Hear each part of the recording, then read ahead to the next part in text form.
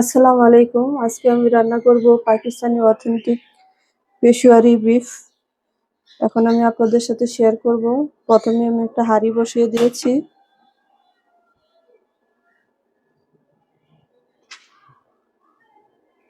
হাঁড়িতে দিয়ে দিব 2 টেবিল চামচ বাটার।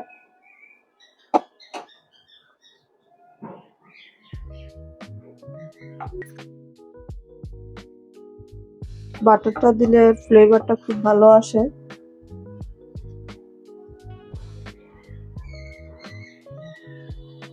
এখন আমি মাংসটাকে বাটারে হালকা ভেজে নেব।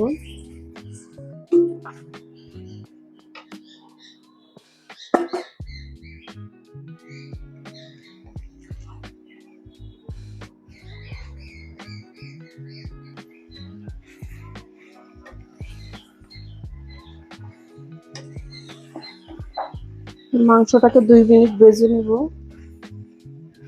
এভাবে বাটার দিয়ে একটু ভেজে নিলে ফ্লেভারটা ভালো আসে। আপনারা চাইলে দিতেও পারেন, নাও দিতে পারেন। আমার ফ্লেভারটা ভালো লাগে, এই জন্য আমি বাটারটা দিই।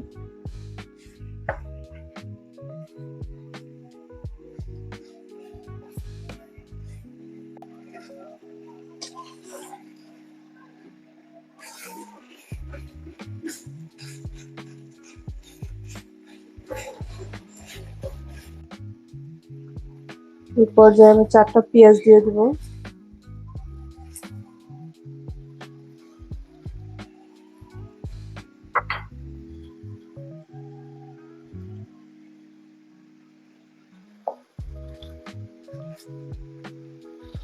দিয়ে দিব 4-5টা রসুন।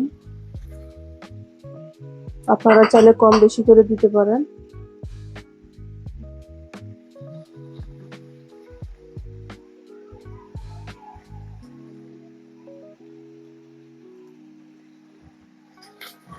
দিয়ে দিলাম 3টা টমেটো।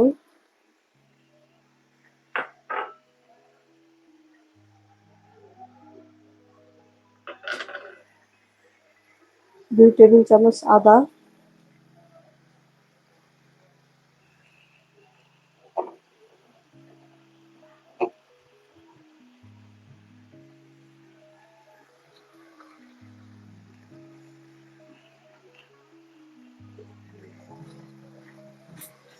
দিয়ে দিলাম 4টা আলু।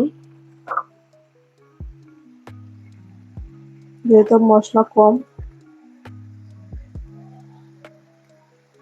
4-5টা কাঁচামরিচ, 4টা বোম্বাই মরিচ,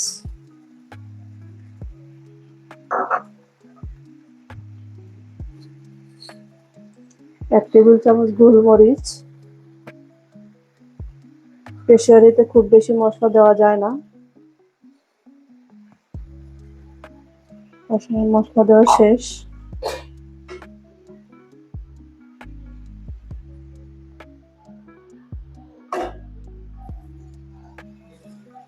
এখন আমি দিয়ে দিব গরম পানি।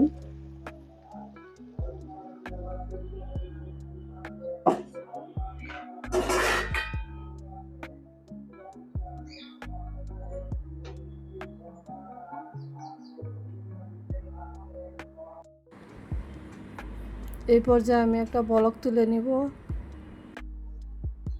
বলক আসার পর এটা মিডিয়াম আঁচে রান্না করতে হবে।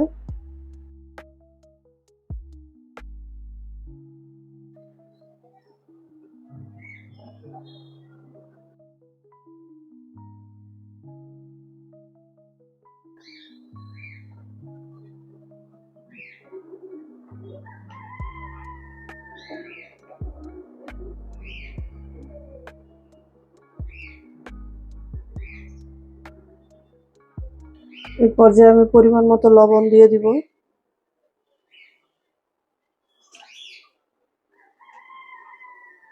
দিয়ে এটাকে ভালো করে একটু নেড়ে ছেড়ে দিব।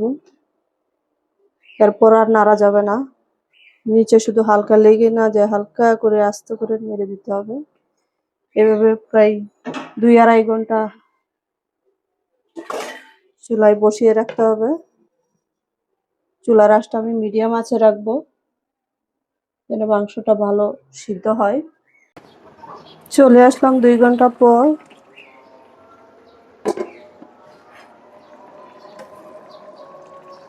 দেখতেই পারছেন আমার রান্নাটা কি সুন্দর কালার আসছে। মাংসগুলি খুব ভালো হয়ে সিদ্ধ হয়েছে। আমার রান্না শেষ।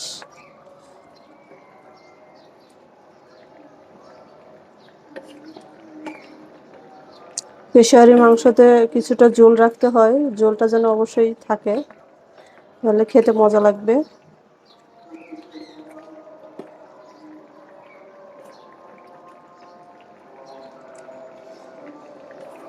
এখন আমি আপনাদেরকে পরিবেশন করে দেখাবো আমার রান্না শেষ। দেখতেই পারছেন আমার অথেন্টিক পেশোয়ারি বিফ রান্না শেষ। মাংসটা কি সুন্দর সিদ্ধ হয়েছে, ধরলেই গলে যাচ্ছে। এভাবে আপনারাও ট্রাই করবেন। আমার রান্নাটা কেমন হলো অবশ্যই সবাই কমেন্টে জানাবেন। আপনারা বাসায় এইভাবে রান্না করে খাবেন, খুব মজা হয়, বাচ্চারা খুব পছন্দ করে।